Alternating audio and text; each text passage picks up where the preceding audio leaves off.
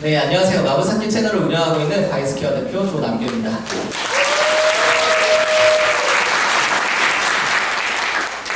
제가 문자로는 조금 어그로를 끌었어요.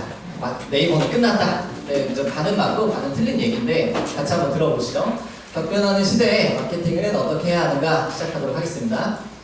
지금 전쟁이 터졌습니다. 네, 지금 전쟁 터졌고 이거는 러시아나 우크라이나 얘기가 아니라 우리나라 이커머스 판에서 벌어지고 있는 이야기들이라고 보시면 될 것 같아요. 정말로 치열한 전쟁터임을 제가 한번 소개를 시켜드릴게요. 우리가 전쟁이 터졌고 우리는 지금 나가기 앞서서 이 교육을 듣고 있다라고 생각하고 봐주시면 좋을 것 같아요. 일단 첫 번째, 이제 많이 줄어들었죠. 노출 부자가. 굉장히 이 변화에 대해서 저희가 가장 민감하거든요. 근데 굉장히 많이 느끼셨을 거라 생각을 합니다. 네이버가 로직을 계속 바꾸고 있어요. 우리는 왜 매출이 줄어들었을까? 잘 보시면은 여러 가지가 있겠지만 옛날에 블로그랑 카페에 있던 시절 있죠. 이때는 우리 거의 콘텐츠를 노출시킬 수 있었던 구자라는 건 이제 거기 노출될 수 있는 그 영역을 뜻하는 거예요. 거기에 각각 한 6개씩은 있었어요. 최소한 1페이지 상위 노출이라고 하면은 12개 안에서만 들으면 됐었어요. 블로그에서 노출을 하든 카페에서 노출을 하든. 근데 뷰탭이 생겼죠. 뷰탭이 생기면서 부자가 절반으로 줄었죠. 12개였다가 6개 정도로 줄었어요. 뷰탭에서 최근에 스마트 블로그로 넘어가고 있죠. 연내에 뭐 30%까지 올린다 이런 말도 있어요. 올해. 그래서 지금 대형 키워드뿐만 아니라 중형 키워드도 다 스마트 블로그로 넘어가고 있어요. 구자는 그래도 꽤 있는데 인플루언서들만 올라갈 수 있고 또 그 구자에 대한 주제가 내가 택할 수가 없는 주제들이 많아서 사실상 구자가 계속해서 줄어들고 있어요. 이런 게 현재 네이버 마케팅의 상황이에요. 우리 제품을 홍보할 수 있는 수단이 줄어들었고 당연히 체험단을 했을 때도 우르르 다 떨어지고 그러면서 다 매출에도 영향이 가는 거예요. 제가 이쯤에서 한번 우리 리마인드 하시면 좋을 것 같아요. 매출이 잘 나왔던 이유 뭘까? 왜 마케팅은 쉬웠을까? 우리 회사가 잘해서였을까? 내가 제품을 잘 보고 내가 상세 페이지 잘 꾸미고 내가 강의 잘 듣고 잘 적용해서 매출 잘 나왔을까? 이렇게 생각을 한번 해보는 거죠. 당연히 그거는 너무나 중요하고 대표님들 대단하신 거 너무너무 맞는 얘기지만 저는 더 중요한 게 있다고 생각을 해요. 그게 뭐냐면은 사실은 네이버의 의지였던 것 같아요. 소상공인이 잘 됐으면 좋겠다라고 하는 네이버의 의지, 네이버의 정책. 2016년도에 한성숙 대표가 이런 얘기를 했어요. 스몰 비즈니스를 돕겠다. 그게 이제 프로젝트 꽃이죠. 프로젝트 꽃이라는 이름으로 소상공인을 돕기 위해서 엄청난 지원들이 나왔습니다. 뭐냐면은 뭐 교육, 물류, 금융, 경영 엄청나게 지금 많은 지원들이 들어가 있어요. 지금 보시면 그걸 완전체가 스마트 스토어예요. 그죠? 제가 2016년도부터 스토어판 때부터 이제 컨설팅을 했잖아요. 제 블로그 보신 분들은 다 아실 거예요. 그때부터 이제 상위 노출했었는데 그때 너무 쉬웠어요. 지금 상상도 하실 수 없을 정도로 너무 쉬웠어요. 제가 블로그 강의를 하다가 스토어팜을 했었는데 제목에다가 남자 지갑, 여자 지갑 이렇게 검색하면은 이렇게 입력하고 올리면은 그게 바로 노출이 되던 시절이었어요.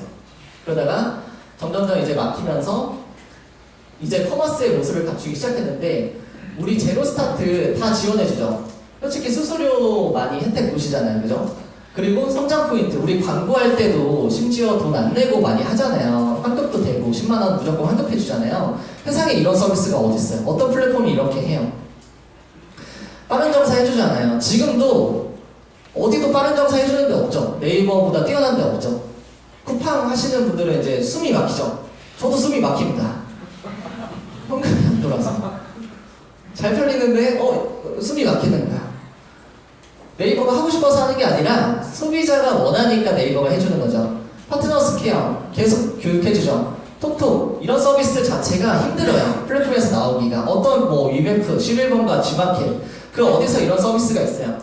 그리고 네이버페이, 쇼핑 라이브 그리고 사업자 대출까지 요즘에 해줘요. 네이버가. 그죠? 금리는 조금 높아 보이긴 하는데 어쨌든 필요하신 분들이 다 그 안에서 놀 수 있도록 여러 가지 서비스를 해준단 말이에요. 이랬기 때문에 저는 잘 됐을 거라고 생각을 해요.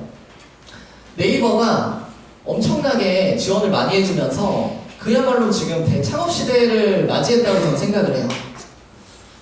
제 뉴스기사 찾아보니까 2016년부터 2021년까지 5년간 42만 명의 스마트 스토어가 창업을 했대요. 엄청난 숫자죠. 엄청나게 창업을 했고 정말 대창업 시대가 열렸어요. 부업이든 투잡이든 이런 여러 가지 하시는 분들이 다 뛰어들어서 스마트 스토어를 하고 있어요. 이런 흐름이라면 네이버가 어떻게 변할까? 이런 흐름이라면 다른 플랫폼은 어떻게 변할까? 어떤 서비스가 나올까? 그 서비스는 어떤 정책들을 펼칠까? 이런 것들이 전 예측이 돼요. 네이버를 검색을 해보면은 진짜 엄청나게 놀라요. 3년 만에 400% 이상 초고속으로 성장을 했어요. 오픈마켓 시장 점유율을 검색해 보시면 깜짝 놀라요. 2015년만 하더라도 4%였어요. 전체 이커머스에서. 거의 존재감이 없던 그런 플랫폼에서 2018년도에 21%까지 올라왔어요. 원래 1등은 이 이베이 코리아였어요. 이베이. 여기 이베이 건 거 아시죠? 주마켓이랑 옵션 이제 같은 회사 거예요. 그리고 심지어 이거 지금 신세계가 인수했어요. 아시나요? 이베이를 신세계가 인수했어요. 그리고 11번간 원래 이제 어느 정도 잘 하고 있었고 거의 3파전으로 양상이 바뀐 거예요. 3년 만에. 엄청나게 성장이 빨라졌죠. 2020년에 1등을 찍었어요. 결국. 지금 코로나가 빵 터졌으니까 사실은 이거보다 더 올라갔을 거예요. 아마 18%보다 높거나 아니면 최소 이 정도 유지했을 거예요. 코로나가 터졌을 때 네이버도 수혜자니까. 근데 보시면은 쿠팡이 13% 정도 되거든요. 근데 이때 쿠팡이 18년도부터 제가 나온 걸로 알고 있거든요. 쿠팡이라는 그런 존재가 우리한테 부각을 나타내기 시작한 게 그렇게 얼마 안 됐어요. 그 전까지 아예 없다가 네이버랑 쿠팡이 거의 지금 1, 2위를 다투고 있고 이베이코리아는 사실은 대표님들 별로 신경 안 쓰시죠. 그냥 입점하려고 하는 거지 내가 뭔가 잘 되려고 거기 입점하는 거 아니잖아요. 그죠? 이런 흐름을 잘 보셔야 돼요. 제가 생각할 때 우리가 잘 됐던 이유 네이버가 잘 되니까 그게 이제 첫 번째고 네이버가 뭘 잘했을까? 전폭적인 지원을 해주면서 본격적으로 확장을 했기 때문이다 라는 게 제 생각이에요. 대표님들 광고할 수 있게 광고비 지원해주고 노출시켜줄 수 있도록 다 지원해주고 돈만 내면은 뭐든 다 교육도 받을 수 있고 상품도 이제 업로드 할 수 있고 광고도 할 수 있고 이 시스템을 다 만들어놨잖아요. 네이버가. 그 전까지는 어려웠잖아요. 대표님들이 11번가를 못 가고 200%를 잘 못 가고 그런 이유도 접근성에서 네이버가 너무 압도적으로 높기 때문이잖아요. 그죠? 이건 부정할 수 없는 팩트라고 저는 생각을 해요. 그래서 우리가 잘해서가 아니라 네이버가 잘해서 했다. 우리가 잘한 거는 어느 정도는 잘했지만 그걸로 부족하다 라는 게 제 생각입니다. 그럼 우리는 이제 여기서 단서를 좀 찾을 수가 있을 것 같아요. 네이버가 어떤 것이 향을 하고 있는지 아마 검색해보시진 않으셨겠지만 네이버 대표가 바뀝니다. 혹시 알고 계셨나요? 네이버 대표가 바뀌죠. 우리 매출이 떨어지는 이유는 뭐예요? 자, 네이버가 우리를 신경 쓰지 않아서요, 이제. 네이버 탓하는 게 아니라 팩트를 얘기 드리는 거예요. 네이버 대표가 바뀌어요. 그러면 정책이라는 게 바뀌겠죠. 향후 5년간은 이제 네이버의 서비스를 이끌어갈 수장이 뭐라고 했는지를 우리는 봐야 되는 거예요. 어떤 서비스를 키우겠다라고 했는지를 지켜봐야 뭐 방향이라도 뭐 나올 수 있는 거예요. 같이 토론이라도 할 수 있고. 우리는 글로벌로 나간다고 했어요. 그럼 저희 망한 건가요? 그건 아니지만 이제 네이버는 이렇게 얘기를 할 거예요. SME라고 하죠. 중소상공인을 SME라고 해요. 그 모델, 우리가 한국에서 키웠던 이 모델을 우리는 글로벌로 찍어내겠다. 이렇게 인터뷰를 하셨어요. 그러니까 우리는 한국에서 이미 충분히 성공을 했고 여기서 얻은 어떤 데이터적인 경험을 가지고 다른 나라에도 이식을 시켜서 더 크게 가져가겠다. 이런 얘기를 한 거예요. 네이버는 이제 국내 시장 점유율에 집착을 하지 않겠다. 이렇게 표현을 했어요. 이게 무슨 뜻이에요? 우리가 이제 좀 눈여겨봐야 되는 건 이 문구죠. 편법을 눈 감아줄 이유가 없다. 왜냐면 공격적으로 우리 시장 점유율을 올리기 위해서 여러 가지 용인들을 다 해줬어요. 제가 유튜브에서 영상 찍으면은 가끔 이제 어떤 분들이 이제 이렇게 댓글을 다시 좀 삐딱선 하시는 네이버는 가구매 절대 안 짜요. 네이버 알면서 그냥 냅두는 거예요. 그래서 저도 그거 어느 정도 이제 동의는 하는데 잡아야 할 때가 왔다. 그런 때가 있다라고 제가 말씀드리고 싶은 거예요. 그때가 언제냐? 지금이에요. 지금 네이버가 왜 이런 이야기를 했는지를 제가 설명을 잠깐 좀 드릴게요. 이 검색 조작 의혹이라고 혹시 아시나요? 네이버가 과징금을 세게 맞은 그 사례가 있어요. 얼마 안 됐어요. 2020년도에 터졌으니까. 공정위에서 벌금을 세게 맞았습니다. 265억 받았는데 세요. 이게 아무리 네이버여도 공정위한테 찍혔다는 거는 앞으로 우리가 하는 사업에 대해서 다 관여를 하겠다는 뜻이에요. 그래서 과징금 그 이상의 의미가 있는 거예요. 이거 보시면 잘 안 보이실 텐데 제가 간단히만 얘기하자면 이게 네이버 내부에서 이메일을 가져온 거예요. 실제 이렇게 이야기를 했답니다. 이게 뭐냐면 쇼핑 검색에서 다양성 함수 로직을 조금 변경하려고 한대요. 그랬더니 이분이 뭐라고 했냐면은 저희가 그거를 바꾸면 제휴된 몰들이 좀 클레임을 걸지 않을까요? 지금도 네이버페이가 달린 자사몰들은 주목도가 높아져서 좀 염려가 됩니다 라고 하는 거예요. 근데 결국 바꿨어요. 그래서 네이버에 있는 제품들이 상단으로 뜬 거예요. 네이버페이를 단 제품들, 스마트 스토어 당연히 네이버페이가 연동되어 있기 때문에 자동으로 가점을 받았어요. 그래서 대표님들 제품이 업로드만 해도 위에 이제 뜰 수 있었던 거예요. 저사몰 운영하던 분들은 네이버페이를 달지 않으면 사실상 노출이 거의 어려워요. 그렇죠?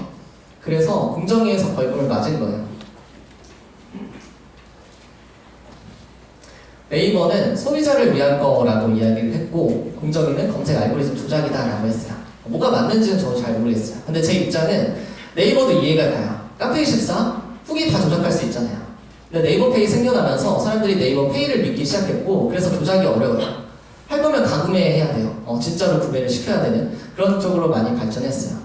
그러니까 네이버도 다 이렇게 반박을 하는 거예요. 공정위랑 지금 3년 넘게 소송전 하고 있어요. 아직도 결론이 안 났어요. 2020년에 그거를 지금 치고받고 싸웠는데 아직도 결론이 안 나왔어요. 계속 항소하고 그런 게 지금 우리 시장이에요. 네이버가. 중요한 건 뭐다? 네이버가 자꾸 우리나라가 이 플랫폼 규제 사업이 너무 넘쳐나고 이러니까 한국에서 사업 못하겠네? 이렇게 마음을 먹고 대표가 바뀌면서 정책들이 다 바뀐 거예요.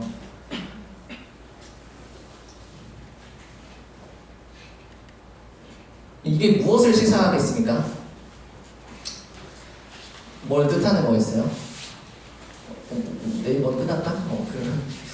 제가 이제 그러면 조금 끌었는데 자, 제가 여기서 이제 여러 가지 파생해서 말씀을 드리겠지만 일단 두 가지예요. 첫 번째, 네이버가 유료 광고 상품이 더 늘어날 것이다. 왜냐? 우리가 부자가 줄었지만 네이버한테 부자가 준 건 아니에요. 우리가 무료로 홍보할 수 있는 부자가 줄었던 거지. 네이버는 지금 무슨 생각하고 있겠어요? 다 광고로 이제 위에 올릴 생각을 하고 있어요. 네이버가 그게 옳다고 생각을 하는 거예요. 그게 옳다고. 너네가 뭐 대행을 맡겨서 바이럴? 아니야, 그럼 잘못됐어. 그냥 나한테 돈 내고 해. 내가 네이버잖아. 이게 네이버의 입장인 거예요. 그래서 우리 플레이스에도 광고가 생겼죠. 그리고 브랜드 콘텐츠 이런 거 생겼죠. 브랜드 우대하려는 이유는 뭐예요? 브랜드가 가장 먼저 이런 걸 하니까. 네이버가 이런 제품이, 이런 상품이 있어요. 이런 광고 상품을 이용해보세요. 이렇게 영업을 했을 때 브랜드가 제일 먼저 하니까. 그게 네이버는 옳은 생태계라고 자꾸 생각을 하는 거예요. 그래서 무리하게 어떤 가구매라든지 뭐 이런 것들을 뭐 텍스트, 이제 썸네일의 텍스트도 이제 못 쓰게 하고 이런 것들은 다 보수적으로 이제 가는 거야. 옛날에는 용인을 했었단 말이에요. 지금 쿠팡이 용인을 해주고 있잖아요. 쿠팡이 이거 못 잡아서 못 잡는 게 아니에요. 그냥 시장 점유율 늘려야 되고 매출액도 좀 뻥튀기 어느 정도 해야 되고 또 어차피 우리는 PB 상품 찍을 거니까 어차피 노출도 우리끼리 만들고 있으니까 상관없어. 이렇게 그냥 냅두는 거예요. 그러니까 정책이 다른 거예요. 두 번째, 네이버 쇼핑이 점점 더 치열해진다. 자, 생각해보세요. 브랜드 제품을 우대를 해줘요. 네이버는 예를 들어 우리처럼 도매매에서 제품을 떼다가 물려요. 이런 업체가 잘 되길 바랄까요? 전 그렇진 않다고 봐요. 오히려 네이버는 더 제조사로 가고 더 수입사로 갈 것 같아요. 좀 더 브랜드가 AS도 잘해주고 뭔가 제품 공급도 원활하고 좀 더 사업가다운 사업을 하고 있는 그런 곳으로 초점을 맞춰줄 거라고 생각을 해요. 그게 안전한 생태계고 실제 소비자들이 원하는 생태계니까. 시장 점유율을 올릴 때는 그런 게 중요하지 않았죠. 근데 지금은 이런 게 너무 중요해진 거예요. 공정위한테 걸리면 안 되는 거. 그리고 합법적으로 돈을 벌 수 있는 수단들. 그게 이제 유료 광고. 그래서 네이버 쇼핑은 단순히 떼다가 파는 사람들이 올리기에는 너무나 좀 험난한 그런 시장이 돼가고 있다라는 게 제 생각입니다. 조금 극단적으로 제 생각을 얘기하자면은 네이버 시장 점유율은 낮아질 거라고 생각을 해요. 네이버는 끝났다 이건 아니고요. 네이버는 이미 충분히 했다. 네이버보다는 더 본격적으로 하고 있는 플랫폼들이 있을 텐데 거기에 기회가 있다라고 저는 말씀을 드리고 싶은 거예요. 그래서 시장 점유율이 낮아진다는 거는 물론 17%, 16% 이런 것도 엄청 높은 거예요. 2020년에 18%를 찍었지만 올해 만약에 17%를 찍었어요. 그러면 뭐 1%밖에 안 내려간 거지만 제가 봤을 때 이건 정책에 문제가 있어요. 그거를 사수하려는 의지가 있어야 되는데 네이버가 지금은 충분하다라고 생각을 하고 있는 것 같아요. 저만 그렇게 느낀 게 아니라 실제로 인터뷰를 찾아보세요. 워딩들이 그렇게 나옵니다. 최수연 대표님이 가장 이제 중요하게 생각하고 있는 거는 웹툰, 웹소설, K 콘텐츠예요. 커머스가 아니에요. 커머스는 이미 성공한 거예요. 지금 아까 그 적극적인 지원을 통해서 시장을 개척할 플랫폼이라고 생각을 안 하는 거예요. 커머스는 이미 한국에서 성공을 한 모델이에요. 찍어내면 돼요. 다른 나라에서. 그렇죠? 그래서 당분간 중점을 두고 볼 사업은 이제 웹툰과 웹소설이 아닐까 싶다. 그리고 이렇게도 인터뷰 기사가 있는데 카카오가 3천억의 기금을 조성을 했어요. 우리 소상공인들을 위해서. 그랬을 때 네이버의 기금 조성 계획은 있느냐라고 했는데 이미 그렇게 해서 여러 가지 성과가 나오고 있는 걸로 알고 있다. 지금은 기존 투자보다 얼마나 더 올리겠다 이런 약속보다는 그냥 상생을 강화해 나갈 것이고 특히 창작자분들이 우리 안에서 계속해서 사업 기회를 찾을 수 있도록 서비스를 만들고 프로젝트 펀드도 만들 예정이다. 좀 뭔가 구미가 땡기는 단어들은 없으시죠? 이런 걸 봤을 때 뭔가 기회 같아 이런 느낌은 전혀 들지 않죠. 커머스를 좀 밀 것 같은데 이런 느낌은 들지 않죠.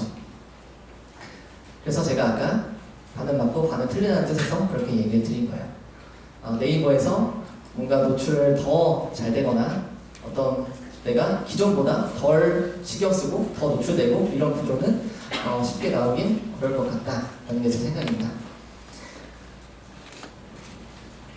우리가 조금 크게 보는 연습을 한번 해보면 너무 좋을 것 같아요. 자, 보세요. 미국에서는 아마존이 압도적인 점유율을 갖고 있어요. 어렴풋이 알고 계셨죠?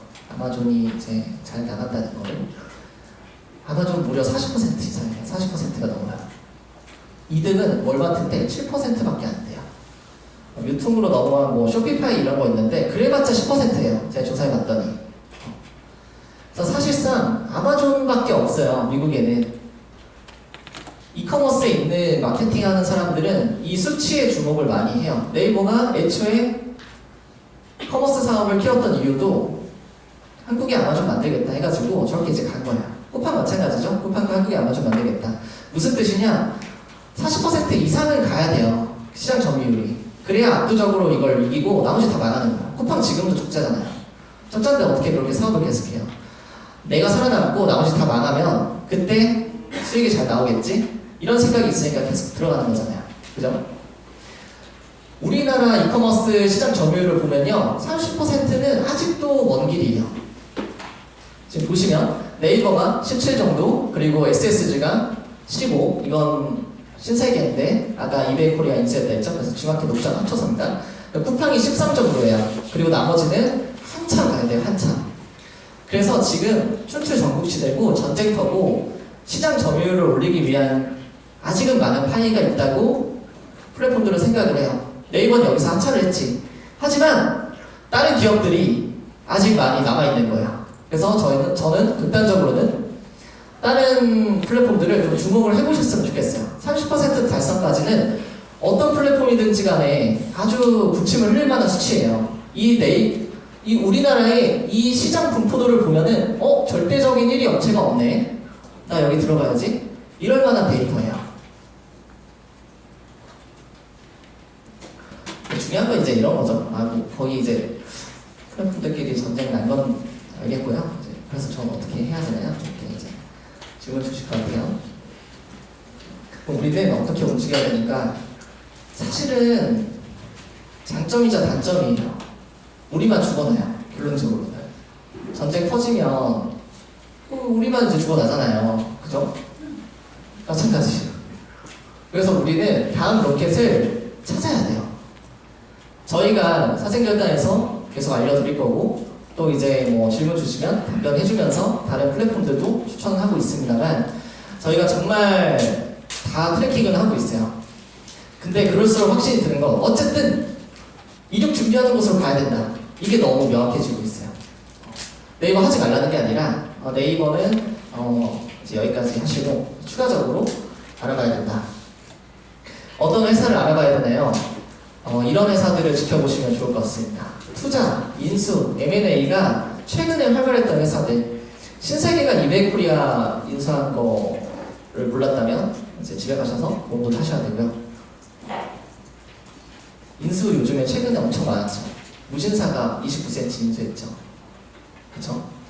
스타일쉐어도 인수했죠. 여러 가지 다 인수하고 활발히 움직이고 있어요. 시장 점유율을 본격적으로 높이는 회사. 제가 1년 좀 전에 사생결단 오프라인 처음에 강의할 때 제가 말씀을 드렸는데 플랫폼이 IR을 해서 투자금을 받거든요. 근데 이게 막 100억이 넘어가요. 만약에 100억, 300억이 넘어가요. 그러면 IR을 할 때 어필을 해야 되잖아요. 투자자한테. 무슨 어필을 해요? 시장 점유율을 올리겠다라고 어필을 할 수밖에 없어요. 마케팅 뭘 해요? TV 광고 할 수밖에 없어요. 강남에 버스나 그 택시 보면은 다 광고판이잖아요. 그 업체가 요즘에 가장 활발한 회사예요. 그리고 시장 점유율을 본격적으로 높이기 위해서 마케팅비를 그냥 쏟아붓는 거예요. 그냥 줄줄 새는 거예요. 거기는 이익이 중요한 게 아니에요. 시장 점유율을 높이기 위해서 편법 용인해주는 거예요.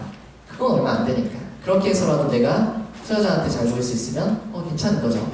시장 점유율이 중요한 거니까 전략적인 거죠. 그래서 첫 번째, 버티컬 플랫폼을 주목하시는 게 좋을 것 같습니다.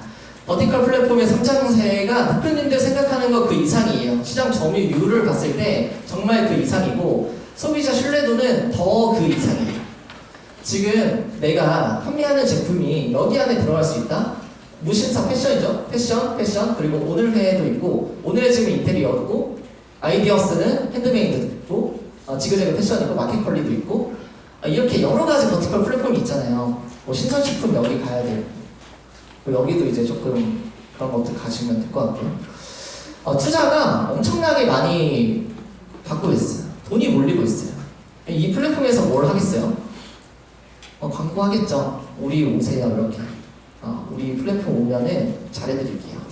이렇게 할 수밖에 없어요. 마켓컬리는 근데 이제 조금 너무 이제 상장 앞두고 있어가지고 사실 너무 많이 컸고, 근데 다른 플랫폼들이 지금 엄청납니다.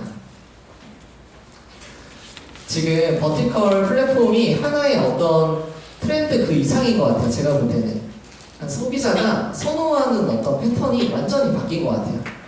이젠 저도 종합몰에서 뭔가 사기에는 신뢰도가 조금 떨어져요. 오히려 이런 버티컬 플랫폼에서 더 뭔가 나한테 맞는 제품을 추천해 줄 수 있을 것 같고, 더 리뷰도 깔끔한, 좀 깨끗한 리뷰들이 많이 있을 것 같고, 그런 생각이 들어요.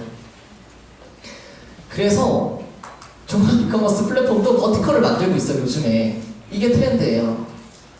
네이버에 장보기가 나왔어요. 이거 신선식품 때문에 나온 거예요. 신선식품 선호하는 사람들이 많아서 따로 떼가지고 이것만 지금 집중적으로 투자를 하고 있어요.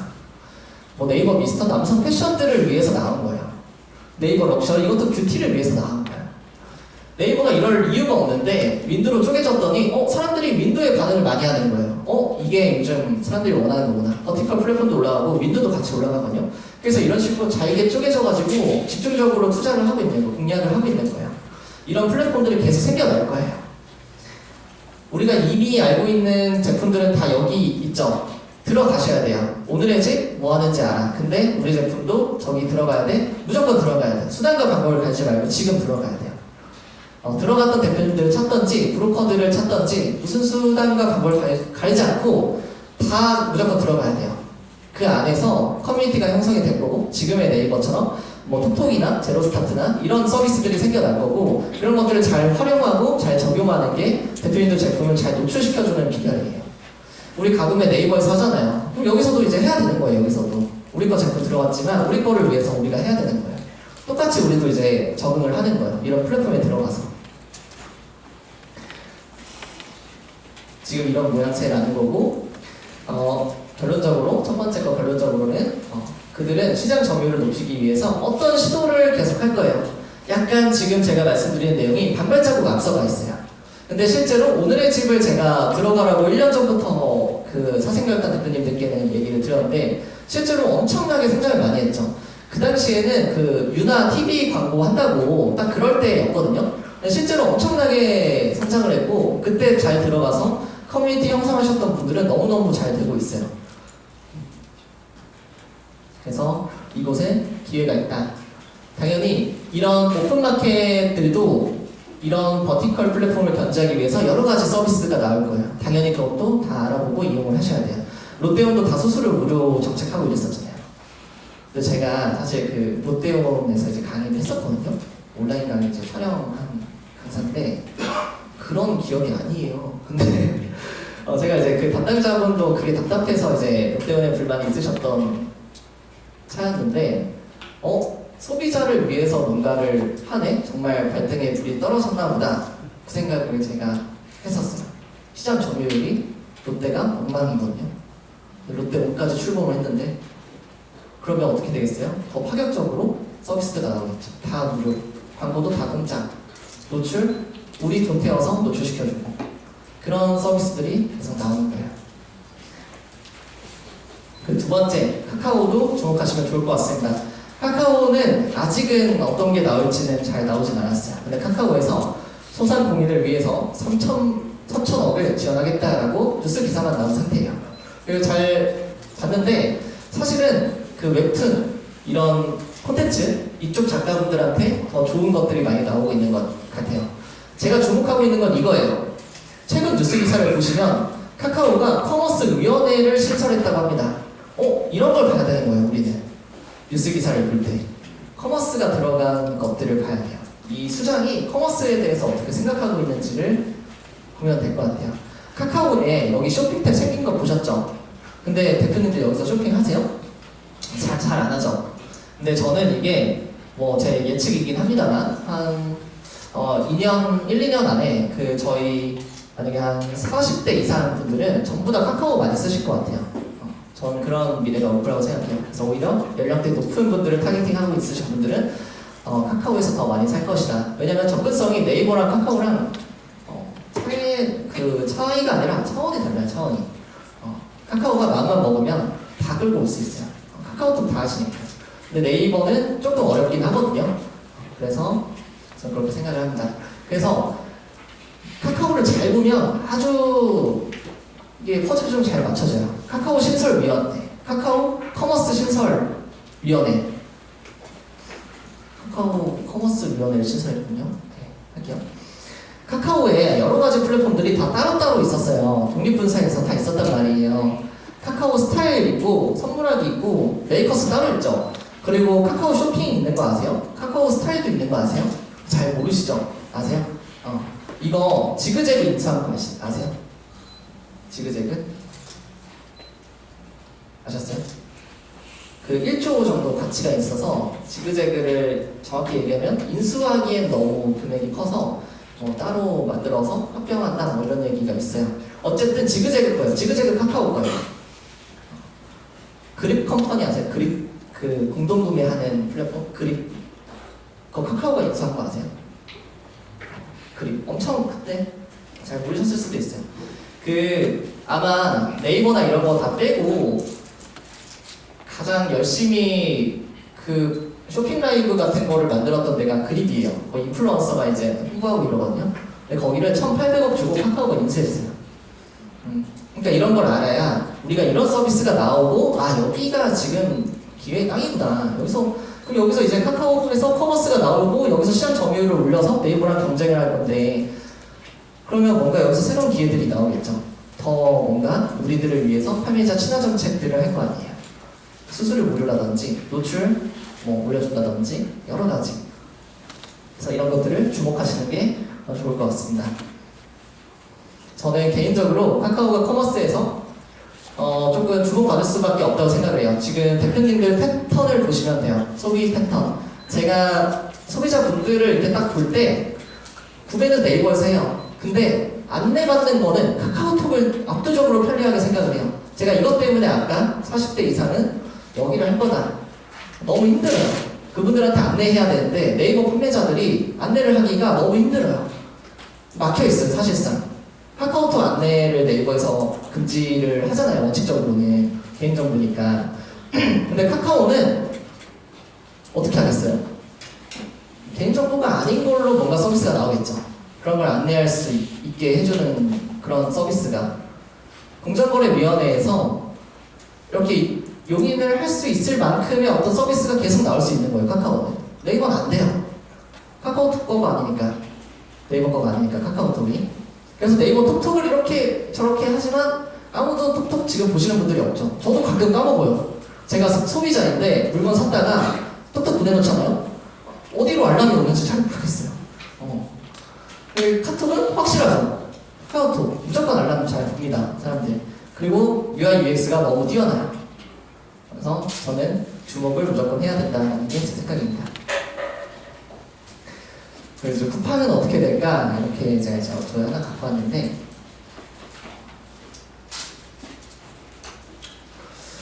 쿠팡은 일단 하시면 될 것 같아요. 근데 일단 해야죠. 저희 돈 벌려면 해야죠. 제가 이제 근데 유튜브에서 큰 것처럼 참 하긴 해야 되는데 참 중속돼서는 안 돼요. 무슨 말씀인지 알겠죠?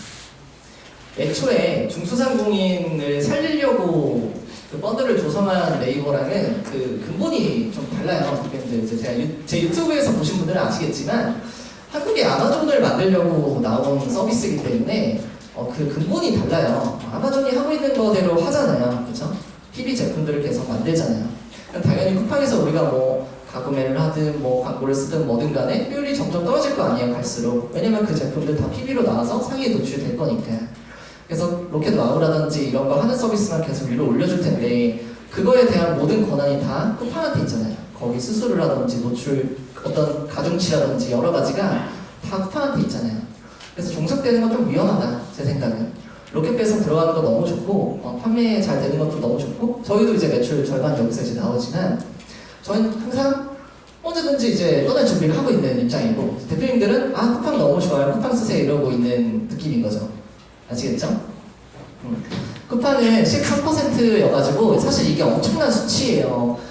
아까 보셨잖아요. 2015년도? 그때만 하더라도 이거 두 개가 없었어요. 3% 쿠팡이 아예 없었고 근데 생기자마자 엄청나게 시장 점유율이 높아진 거예요. 그러니까 이제 쿠팡이 어느 정도 용인을 많이 해줬는데 여기도 성숙한 커머스의 선두주자가 되면 어떻게 변할지 몰라요. 지금 네이버보다 더 심할 거예요, 아마. 전부 다 자를 수도 있어요.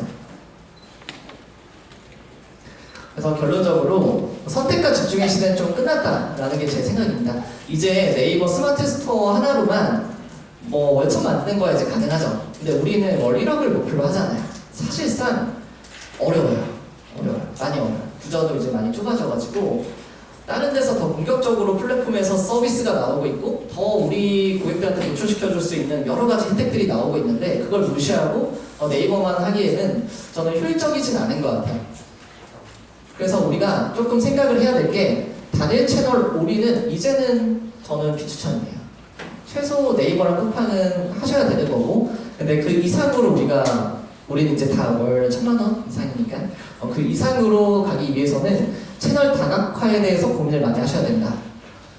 이거는 저희가 답을 내려드리고는 싶은데 아직은 저희도 데이터가 많지가 않아서 대표님들도 조사를 하셔야 된다라는 게 제 생각이에요. 그립이라든지 지그재그라든지 이런 것들은 저희도 사실 잘 몰라요. 많이 해본 적이 없어요. 그런 이유들을. 하지만 그게 뜰 거라는 걸 저희가 누구보다 잘 알고 있어서 저희 내부의 리서치 팀이 그런 걸 준비하고 있어요. 그래서 그 시장을 계속 트래킹을 하고 있을 거고, 마찬가지로 우리가 상품 소싱을 위주로 조금 생각을 했었는데, 소싱이야 당연히 이제 계속 하셔야 되는 거죠. 근데 이런 생각도 하셔야 돼요. 그 플랫폼에서 어떤 서비스가 새로 나왔대요. 그리고 뭔가 여기가 그 플랫폼이 지향하는 것과 동일한 것 같아요. 아까 카카오가 그립을 인수했죠. 1,800억에. 그럼 뭘 하겠어요? 쇼핑 라이브에 엄청난 투자를 할 거예요. 그럼 뭘 해야 돼요? 이런 서비스가 나오면 제일 먼저 수단과 방법을 배지 말고 들어가서 어떻게든 그립을 해보는 거예요. 쇼호스트 구하는 거, 뭐 기획안 쓰는 거, 제품 할인하는 거, 이런 건 사실 너무 쉬운 것들이에요. 방법론적인 얘기들이에요. 그런 건 그냥 대표님 하시면 되고, 잘 모르면 그냥 저희한테 물어보시면 돼요. 근데 쇼핑 라이브를 할 수 있는 창구는 마련을 하셔야 되고, 그 안에서 내 경쟁사들이 하고 있는지는 트래킹을 하셔야 되고, 걔네가 어떻게 하고 있는지 정도는 우리한테 말씀을 해줘야 된다는 거예요. 그냥 하면 좋을까요? 이렇게 물어보면 이제 저희도 할 말이 없어요. 경쟁사는 이걸 이렇게 활용하고 있는데 뭐 저희는 이렇게 하고 싶은데 이게 가능할까요? 이런 식으로까지는 물어보셔야 되는 거예요. 그래서 이제는 저런 것들보다는 이런 것들을 많이 해야 되는 시대가 왔습니다. 정말 대표님들께서 좀 뼛속까지 한번 기억해 주셨으면 좋겠고, 이렇게도 이제 질문 주실 것 같아서 제가 미리 갖고 왔습니다. 근데 이 많은 것들을 다 할 수 있을까요? 전 너무 힘든데 이렇게 이제 하시는 분들 있으셔서 사실 마케팅이라는 거는 계속 변하잖아요. 그죠?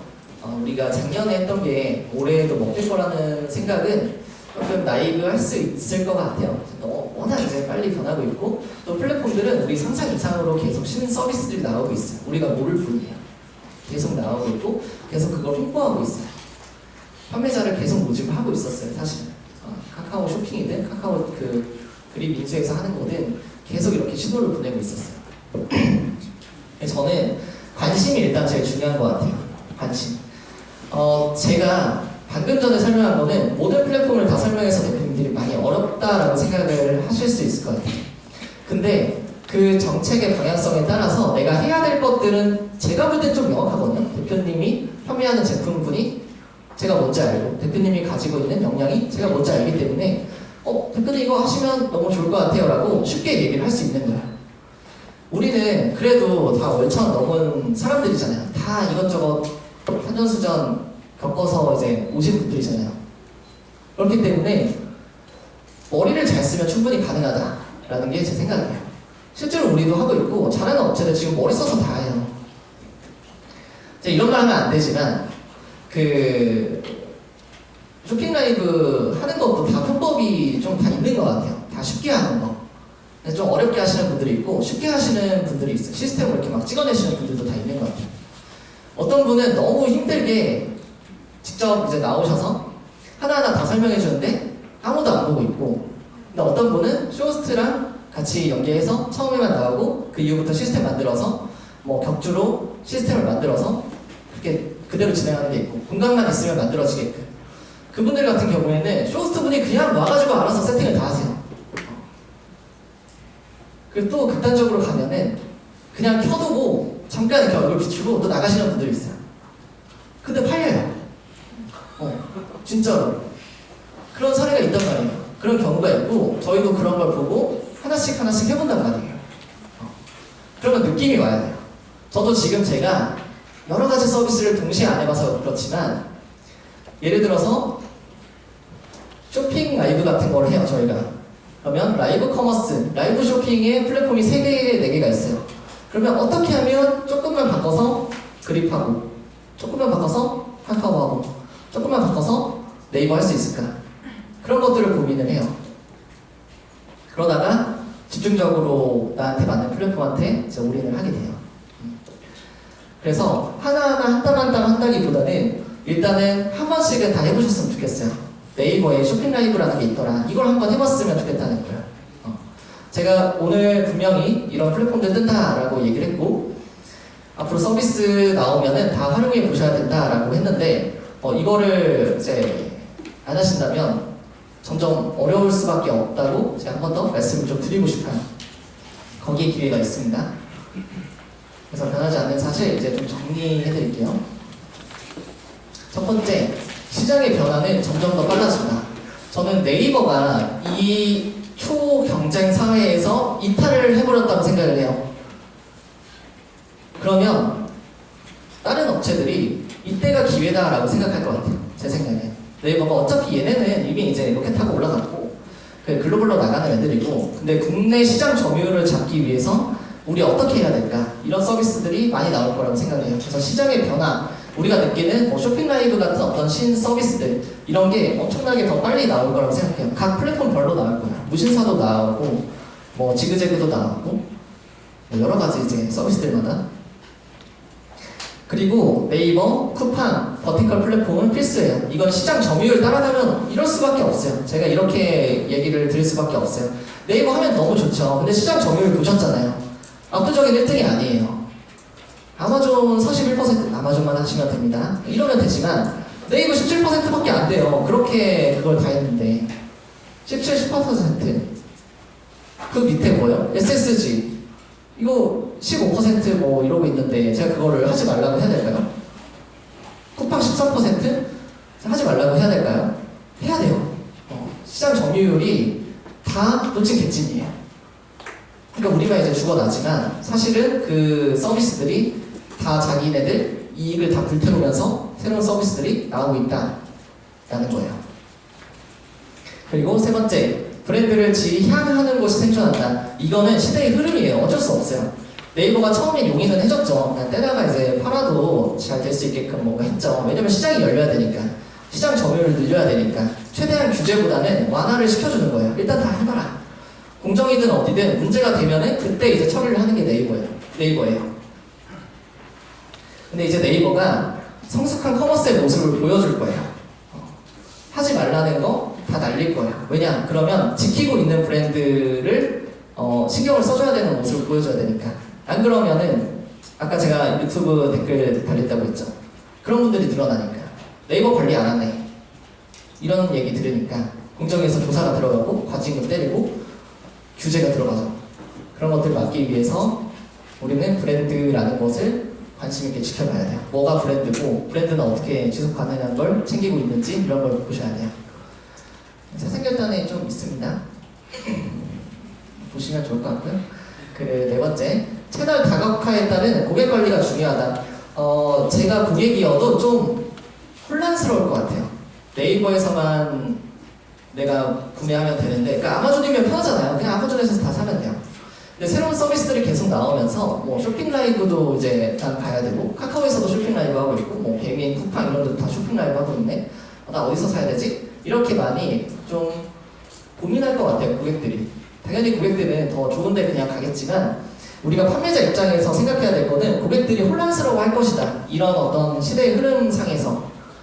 그래서 지금도 그렇죠. 네이버에서 구매하지만 안내 메시지 제대로 안 가니까 혼란스러워하죠.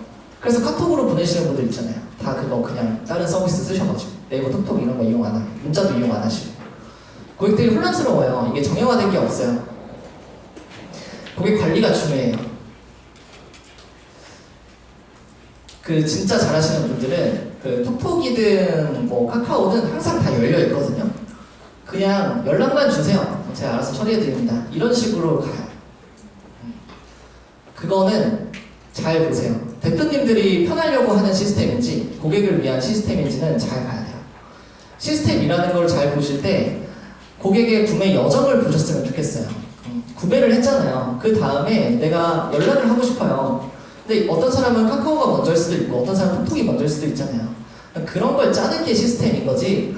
나 일 덜 해야지? 이러면서 카톡 없애, 뭐 없애. 이렇게 가는 게 시스템이 아닌 거예요. 이해되셨죠?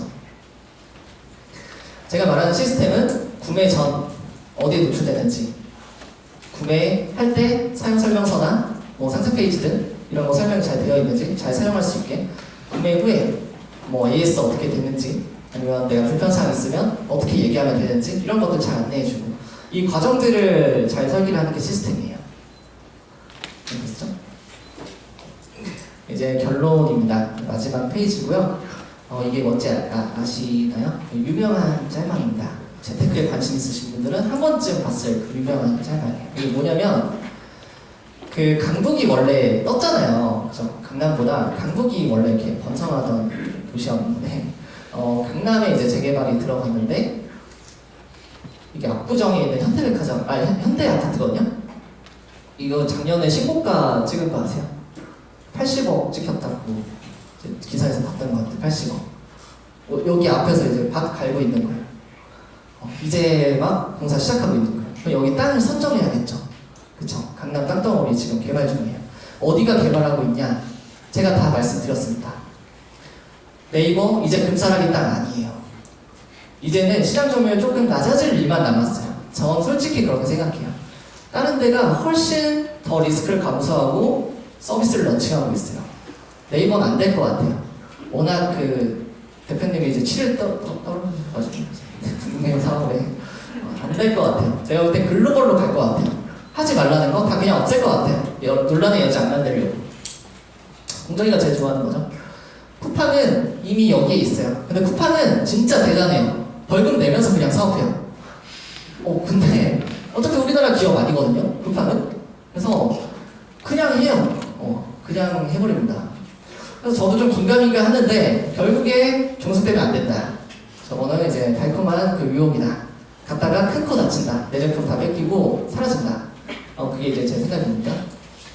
그래서 우리는 금싸라기 땅을 제가 선점을 해야 된다고 말씀드렸는데 이런 것들 보시면 좋을 것 같아요. 지금 상장 준비하고 있죠. 마켓컬리. 사실은 지금은 컬리 너무 컸죠. 옛날에 비하면. 근데 몇 년 전만 해도 불과 작년만 하더라도 그 브로커 분들이 있어요. 마켓컬리에 입점을 해주는 브로커 분들이 있고 수수료를 내면 입점을 할 수 있습니다. 그래서 내가 팔렸을 때 뭐 몇 퍼센트 정도를 그 브로커한테 떼주는 이런 형태가 있어요. 이제 아시는 분들은 아실 거예요. 그리고 수수료가 높아서 이제 잘 못 들어가셨겠지만 어떤 식으로든 저기에 이제 들어가는 게 좋은 선택인 거예요. 마진이 안 남더라도 그거는 많이 팔리면은 그 다음에 마진 나올 수 있는 어떤 정책이나 서비스 우리가 만들면 돼요. 그런 건 쉬워요. 뭐 2+1이 됐든 뭐가 됐든 그런 건 생각하기 나름이에요. 그런 건 너무 쉬워요. 근데 입점이 불가능하다? 이런 게 어려운 거예요. 너무 사람들이 줄 서 있어서 입점 자체가 어려워요. 이건 저도 어떻게 도와드릴 방법이 없어요. 그래서 아직 늦지 않았으니까 이런 플랫폼들을 눈여겨보시고 특히 이제 카카오가 조금 커머스 쪽에서 일을 갈고 있기 때문에 우리가 조금 눈여겨봐야 되지 않을까. 컬리, 무신사, 뭐지? G마켓, 롯데온. G마켓이나 롯데온도 마찬가지죠. 혹시나 해서 한 번 더 바꿔드리자면 옛날 서비스? 아니에요. 새로 인수하면 새로 태어나는 거예요. 브랜드가. 지금 신세계가 일을 갈고 있어요. 이웨이 코리아. 아세요? 신세계가 여러 가지 일을 갈았는데 그 중에 하나가 커머스예요. 이 G마켓 옵션을 엄청나게 이제 올리겠다 이랬어요. 롯데온 마찬가지예요. 그 롯데 그 수장들이 이제 조인트 맞아가지고 지금 미쳤어요. 시장 점유율을 높이기 위해서 여러 가지 서비스가 다 나오고 있어요. 다 무료로 뭐도 하고 말도 안 되게 지금 서비스 하고 있어요.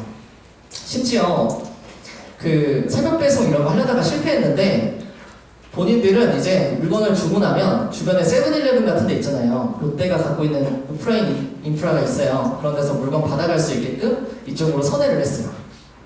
그러니까 이런 걸 알아야 돼요. 그러면 우리 제품도 뭔가 거기서 어울리는 제품이 아닐까? 이렇게 이제 생각을 해봐야 되는 거예요.